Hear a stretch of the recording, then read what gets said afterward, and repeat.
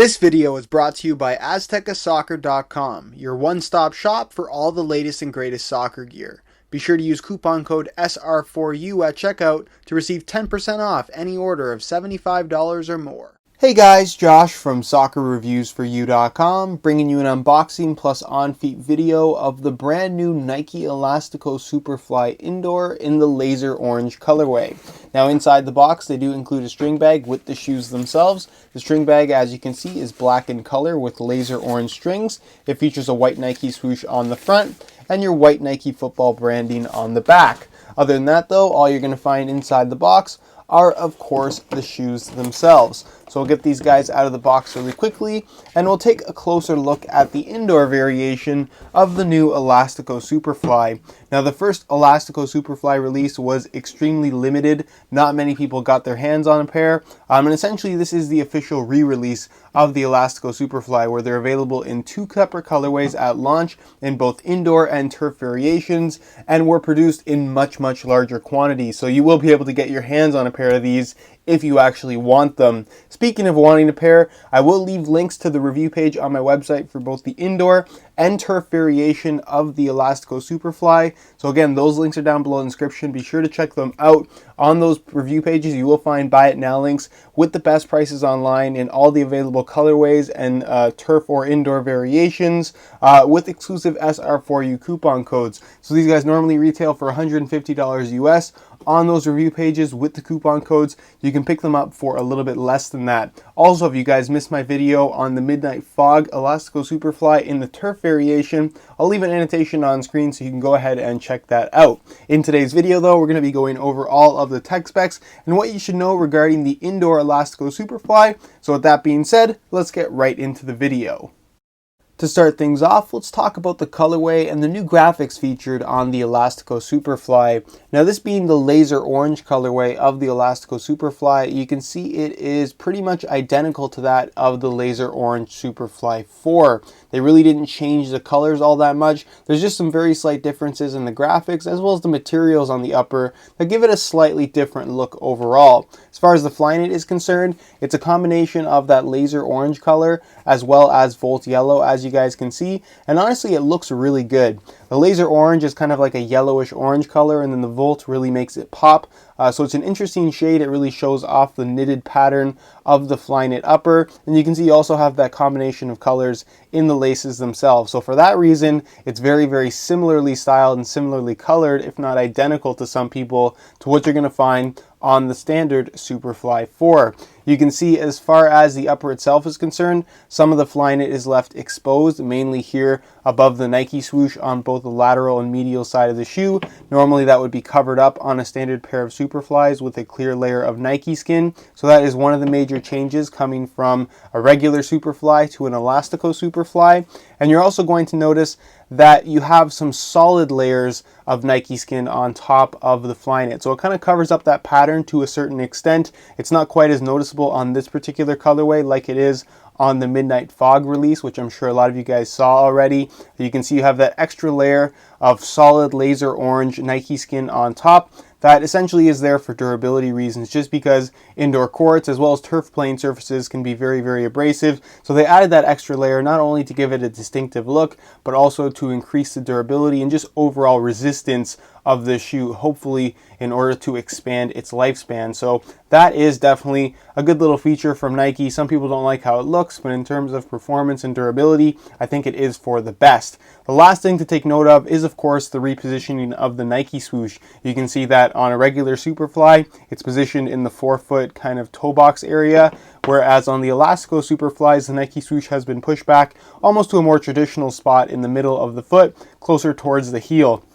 On this particular colorway, it is Volt yellow and black, featuring that new kind of camo style Nike swoosh pattern that we seem to be seeing on all of the new Elastico models from Nike. You're also going to find on the very back, instead of being fused and having the mercurial branding, you have that same camo pattern in a black and silver reflective material. So that's actually a 3M material, so when it does kind of hit the light, it's going to have that nice reflective effect, which I think is pretty cool, and again a nice distinctive feature of the Elastico Superfly. The midsole, as you can see, is laser orange with that those same little kind of camo pieces that give it a little bit of extra design element. It says Nike right there on the back. And then of course the outsole, this is the indoor court bottom. It's mainly laser orange. Then it fades to like a tour yellow color, and then you have like a lime green volt yellow right there in the middle, kind of giving off this foot mapping pattern with one black Nike swoosh right there in the midfoot. So visually, very good looking shoe, not too far off from the standard laser orange Superfly 4,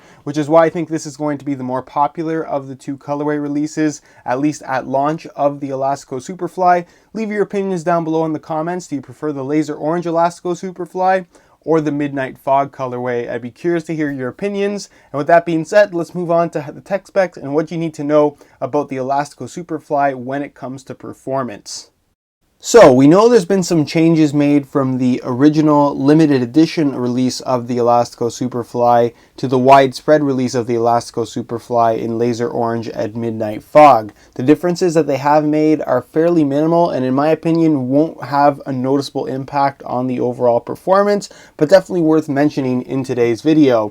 Now with the original Elastico Superfly here in Hyper Punch and Volt Yellow, they essentially gave us the standard Superfly 4 upper with no modifications to it whatsoever, on top of this new indoor court bottom that Nike has developed. Now the indoor court bottom performs great. You get some decent low profile cushioning from the midsole that they've incorporated into the shoe, and as far as the upper is concerned, it was exactly the same as what you got from a standard Superfly 4, ACC included.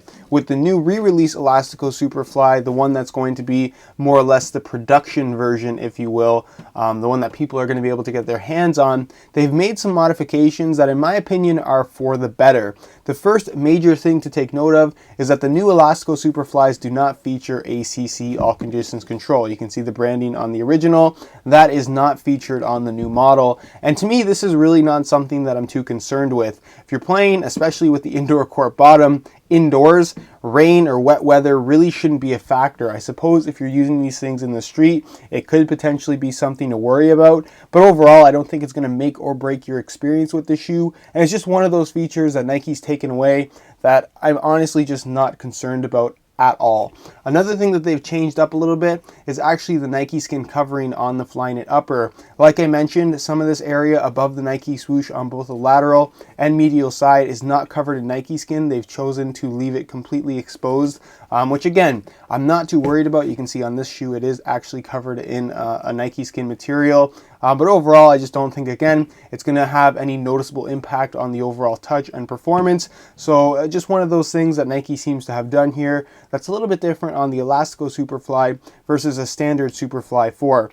The final change that they've made here is actually the extra layer of Nike skin that runs in the toe box, forefoot area, and the medial side of the shoe. This is there again for durability reasons, that extra layer of protection, just because indoor court playing surfaces as well as turf, if you're going for that variation, can be a lot more abrasive than natural grass or something like that. So they've chosen to add that extra layer to give it a different visual look, as well as to increase the overall durability and toughness of the upper. Some people might not like how it looks, but in terms of performance and durability, I think it is the best option by Nike.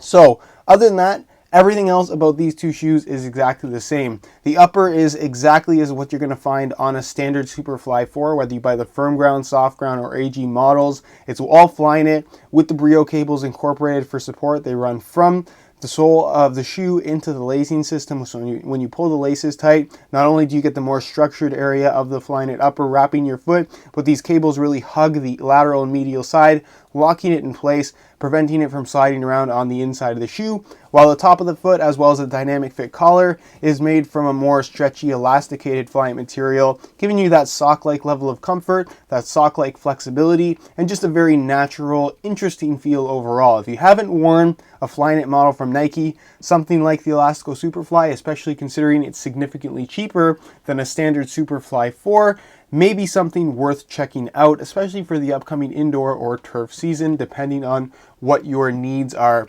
Central lacing system, as you guys can see, there is still a heel liner and that same kind of support cage on the inside of the upper, just like you would find on a standard Superfly 4. There's an internal plastic heel counter, and then as far as the indoor court bottom is concerned, this one did glow in the dark, the red one here.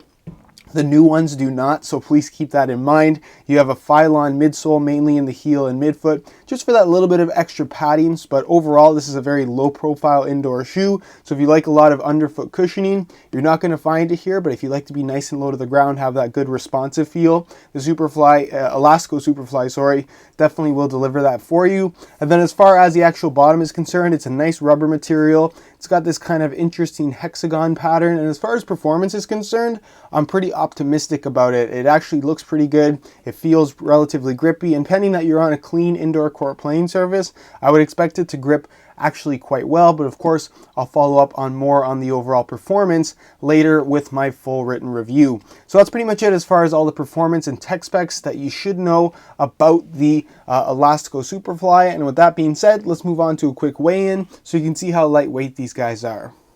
In terms of weight, the only thing differentiating a standard Superfly 4 in either firm ground, soft ground, pro, or AG is of course the lack of studs, as well as the lack of carbon fiber sole plate, which has been replaced by a foam midsole and a solid rubber outsole. So because of that change of materials, it shouldn't be too much of a surprise that the indoor version, or the Elastico Superfly, weighs a little bit more than the standard Superfly 4.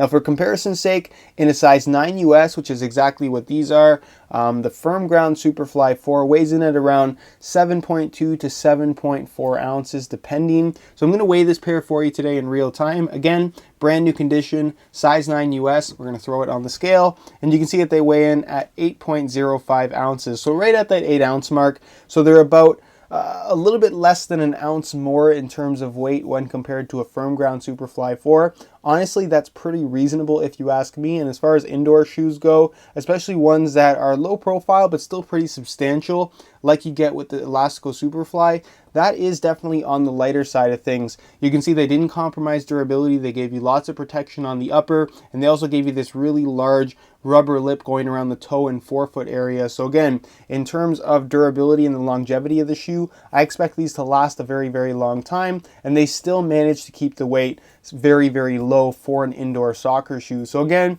if you were planning on getting a pair of Elastico Superflies, keep in mind they're very, very lightweight. Because of how they fit and feel, you're going to pretty much forget that they're on your feet altogether. And overall, if weight was something that you were worried about here, I wouldn't worry about it whatsoever. They're nice and light, and that's really all you can ask for.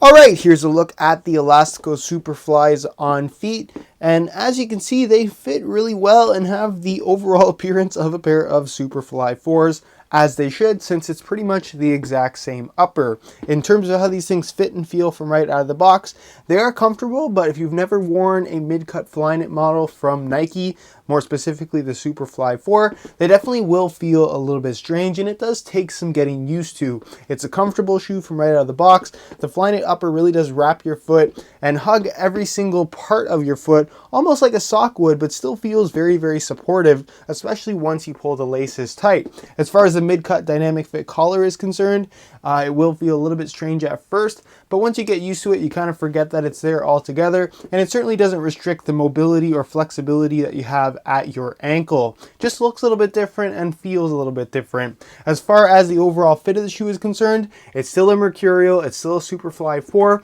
and the width is going to be very, very similar. So it is a tighter fitting shoe overall, and if you do have really wide feet, this is probably one of those models to stay away from. But if you fit into Mercurials, if you fit into the current Superfly 4, and you don't mind a tighter fitting shoe, you should be just fine with the Elastico Superfly. As far as sizing is concerned, I'm wearing my usual size 9 US here, and the fit and the length is absolutely perfect. So if you are looking to order a pair of these for yourself, I would strongly recommend going true to size for the best possible fit. Alright guys, that's it for my unboxing of the Laser Orange Indoor Elastico Superfly from Nike, and overall I have to say I'm pretty impressed with the shoe. At $150, I don't think that they're asking too much as far as the price is concerned, and I think that they've made good modifications to the shoe that make it a little bit better suited for indoor or turf use, as opposed to what you get from the standard firm ground, soft ground, or AG Superfly 4. You're going to get that same feel since it has pretty much the exact same Flyknit upper, and as far as the indoor court bottom is concerned, it feels pretty good. I definitely am optimistic, but again, until I actually try them out, I don't want to say anything too good or too negative about the overall performance when it comes to traction. So as far as my full review is concerned, I'm going to get some time wearing these and hopefully follow up with that review within the next month or so. So stay tuned for that. In the meantime, if you want to check out the review page on my website, linked down below in the description, you will find the high quality images that'll give you a better idea as to some of the close-up details that you might not necessarily see in the stock photos online,